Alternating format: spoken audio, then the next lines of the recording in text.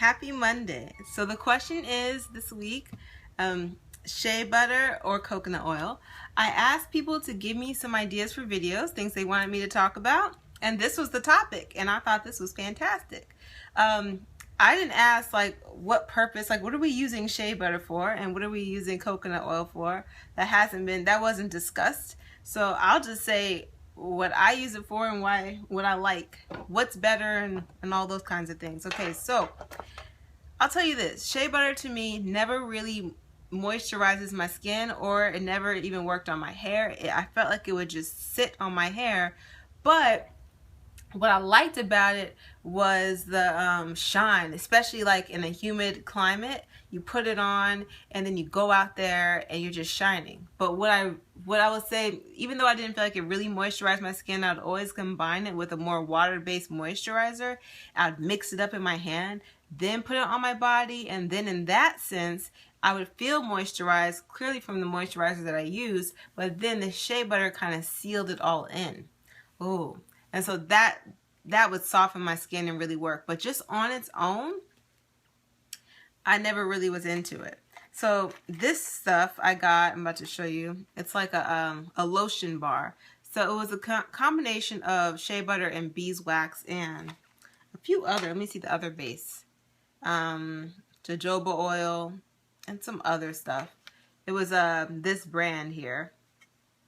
And it was okay, but I found that once again, for some reason, it never really like moisturized my skin. And I feel like people don't want to admit that about shea butter.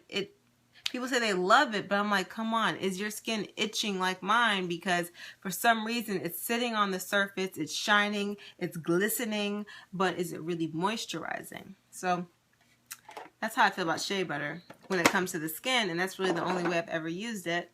And then, of course, if there's soaps with it, then I like that. That's fine. Coconut oil. Now, coconut oil I use for everything. I'll use it to oil pull, like, you know, when you're swishing it around in your mouth.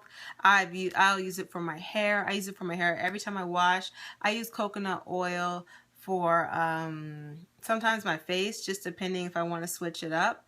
I'll use coconut oil for just about anything, but I can't use it for my full body. It does not moisturize my skin. Once again, it sits on top of the skin. It seems like it disappears very quickly, but then my skin will feel dry very shortly afterwards. So it doesn't seem to have longevity like that, but when I need a light moisturizer, like for the summer, especially if I'm in a humid climate, it works. I live in Arizona, so coconut oil only works when paired with something that is more water-based.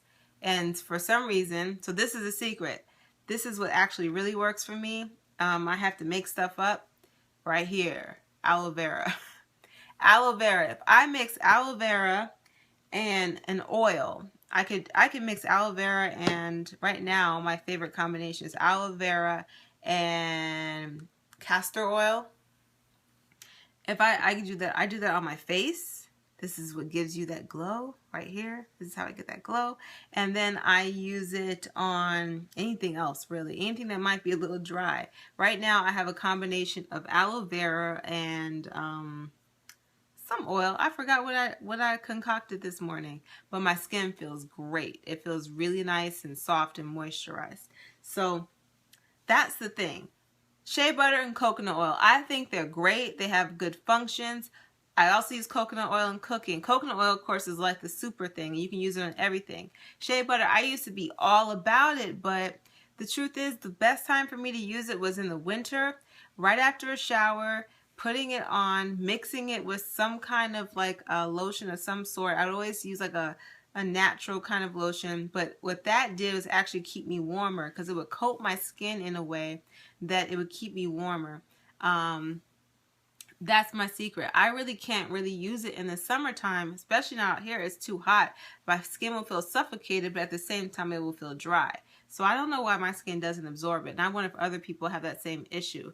It's nice. It's like it works for some people, but it never really worked for me like that.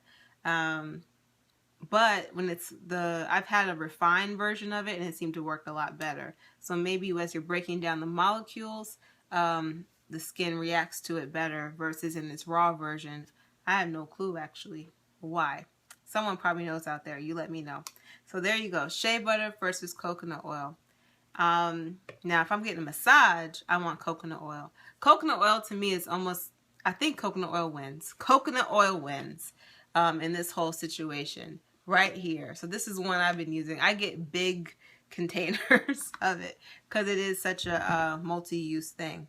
And it's oily, so I keep on massaging it on myself. So that's it. That's my answer. But of course I added in aloe vera and castor oil. Key is just get a whole bunch of ingredients and then you make your own stuff. All right. Bye-bye. Happy Monday to you. And maybe you will try one of these things out. I say try coconut oil out. Shea butter, it's worth a try, but I feel like people just don't want to be honest that it's hard to find one that's really good. Like, be honest. It's really hard to find one that's really good and smells good. All right. Okay. Bye-bye.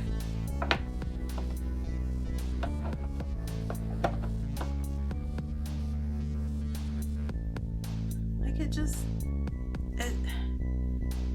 don't understand. It's like you put it in and it's all nice and creamy. Everything is good, but I can guarantee you, like, in an hour or so, it's just not gonna feel right. Like right now, everything's soft and delicious. It's just not gonna feel right in an hour or so. And I don't get that every time. But I have greased up a car really good one time. Conditioned its leather seats with my shea butter application. Bye.